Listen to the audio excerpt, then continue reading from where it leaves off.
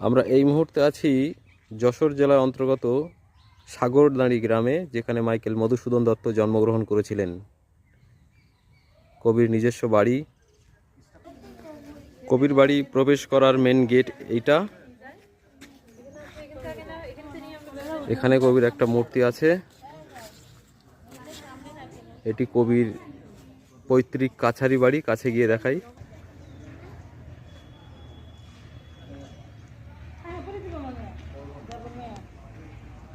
কবির পৈতৃক কাছারি ভবন দেখা যাচ্ছে এটা।